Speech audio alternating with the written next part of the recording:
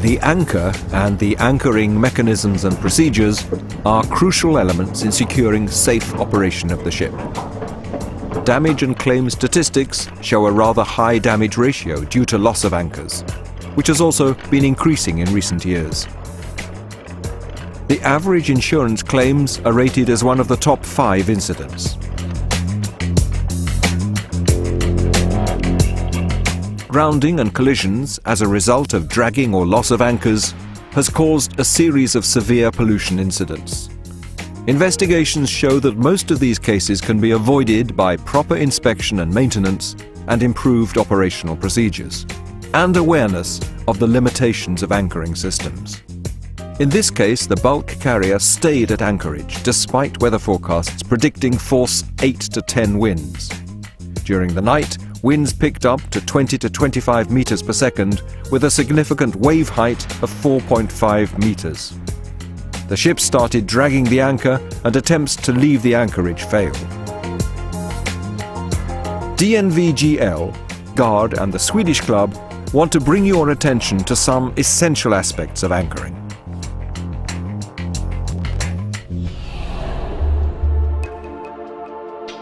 Technical issues account for a significant portion of the anchor losses and can roughly be divided into 5 main components.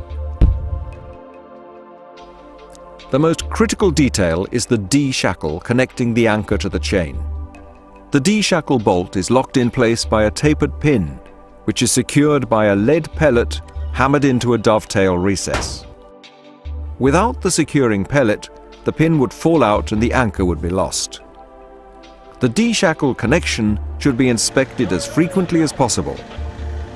However, safety requires that nobody is below a hanging anchor. There have also been some cases involving failure of the Kenter shackles if not properly assembled. These are used to connect the anchor chains. The swivel pin is crucial for avoiding too much twist of the anchor chain. There have been some cases where the anchor has been lost due to detachment of the swivel pin from the link.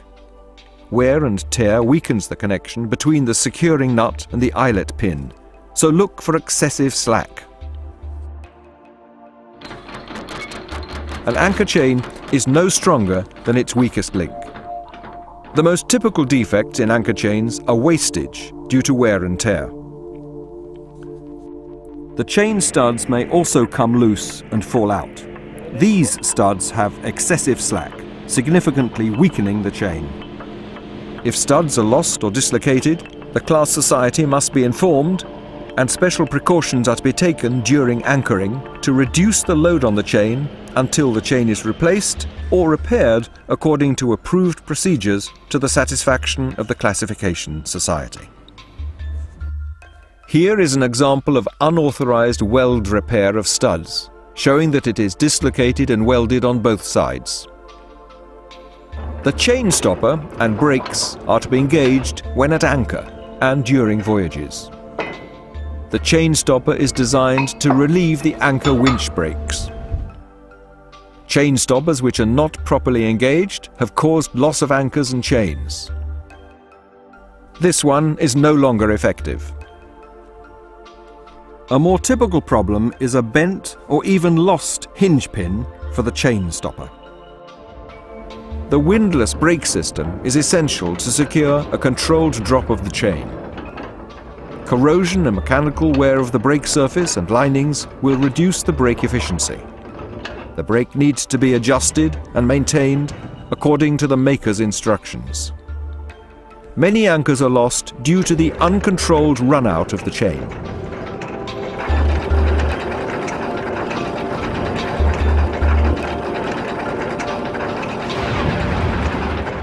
Due to the risks to the crew involved in these operations, regular risk assessments should be held with focus on personal safety.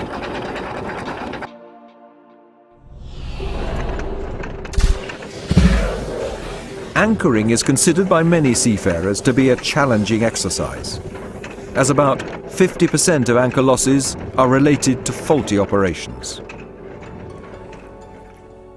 Planning the anchoring is an important part of good seamanship.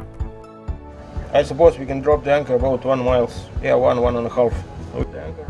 This includes an evaluation of traffic and congestion in the area and finding out if there are pipelines or cables close to the anchorage. The water depth is a crucial factor. The windlass motor is typically designed, in accordance with minimum class requirements, to lift the anchor with 3 lengths of chain in the water, that is 82.5 meters. The anchor holding power depends on the paid-out length of the chain cable relative to the water depth. If the weather conditions are close to the maximum environmental limits, the recommended cable length is at least 6 times the water depth. Weather forecasts should be noted and the weather should be closely monitored during anchoring, and criteria for when the anchoring should be aborted should be clearly defined by the master. Lack of proper attention and awareness to this has proven to be one of the main reasons for loss of anchors.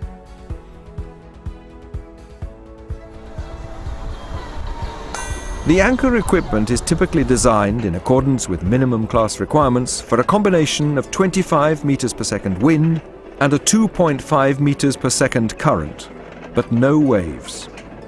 An equivalent load may be defined for waves with a significant height of 2 meters, combined with 1.5 meters per second current and 11 meters per second wind. The nature of the seabed has a significant effect on the anchor's holding power. The best holding power is provided by clay, but this can have a sucking effect that needs to be considered for prolonged anchorage. Also, shingle and sand may provide good holding power. Pebbles and cobbles and soft mud have low holding power, and anchors in such grounds may drag slowly, making dragging difficult to identify.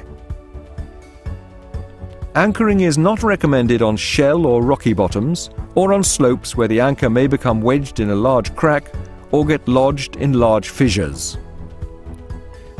Pilot books and guides to port entry contain detailed information about the anchorage, seabed characteristics, and prevailing conditions. These should be used along with the largest scale chart or ECDIS. If the engine or essential equipment is demobilized for overhauls or repairs, proper risk assessment is necessary related to reactivation time. Before dropping the anchor team must be called to stations. The master must determine in advance the side on which the anchor will be used. The standard instructions to the anchor team must cover manning, communications, and the orders used for anchor operations. And they prepare the port to anchor to drop. Drop port anchor. Any deviations from standard procedures need to be communicated up front. The vessel speed must be reduced to nearly 0 or very slow motion astern when the anchor is dropped. Let go. There are 3 ways of letting anchors go, and they are suitable for different environmental conditions. Let go of anchor can be used in relatively shallow waters up to 20 to 25 meters with soft seabed. The anchor is let go from the hawser pipe or lowered a few meters from the hawser pipe before being let go. Lowering by the windlass and let go controlled by the brake means that the anchor is lowered by the windlass until 10 to 15 meters from the bottom, and then let go while being controlled by the brakes to limit the dynamic loads from the weight of the anchor and chain. This method is suitable for a depth range of 25 to 50 meters and for hard and rocky seabed when any significant impact may damage the anchor. Lowering by the windlass to bottom is used to anchor at depths of more than 50 meters and when the seabed consists of rock. The anchor chain remains clutched into the gear and is paid out to the bottom. The paid out length of the chain cable relative to the water depth, the scope, recommended by class is 6 to 10. But in calm conditions, less scope may be considered, but normally not less than 3. While the ship is at rest at the anchorage, always monitor the weather forecast. if heavy weather is approaching, leave the anchorage in time. When the chain has been laid out, the brakes and the chain stoppers should be engaged to secure the chain. The gear must be disconnected from the motor. Check the position at regular intervals using electronic and manual means to monitor that the ship stays within the swing circle based on the length of the chain. When the vessel stays at anchor for a long time and the current and wind swing the vessel around the anchor, heave the anchor and re-anchor from time to time, to avoid knotting the chain and fouling the anchor with the ship's own chain. Heaving anchors in strong wind and high seas is extremely challenging and should be avoided by proper monitoring of the weather and by departing before the conditions become tough. Mistakes often result in groundings or collisions. The key is to monitor environmental conditions and leave the anchorage in time before adverse conditions put the operation at risk. This is vitally important, as almost half of the reported anchor losses are due to excessive environmental loads. Good practice is to maneuver the ship towards the anchor to minimize the tension in the chain. Close cooperation between the bridge and the deck team monitoring the strain in the chain is essential, especially if the waves and ship motions pick up. The key is to limit the strain on the chain using good seamanship. It's essential to keep in mind that the anchoring equipment and the windlass motor are not designed for heavy weather. Under no circumstances must a drifting ship be allowed to pull the anchor chain out of the windlass with the hydraulic motor engaged, as this may cause the motor to explode. The anchor should be properly secured in the hawse pipe to prevent it being lost during the voyage. Excessive slack may also cause hammering on the ship hull and the loss of the D-shackle securing pin. Secured anchors have to be put on tight brakes. The chain stoppers are to be engaged, and the chain should be further secured by lashings with turnbuckles or other similar fasteners. The windlass clutch has to be disconnected from the gear at sea to avoid the risk of damage.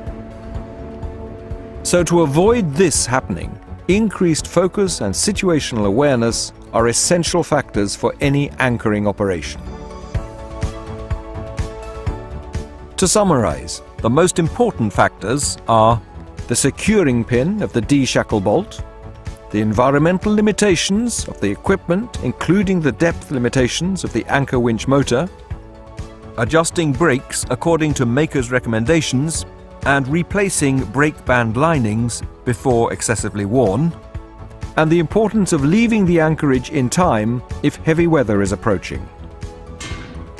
DNV-GL, GARD, and the Swedish Club hope this presentation may contribute to a safer operation while anchoring your ship.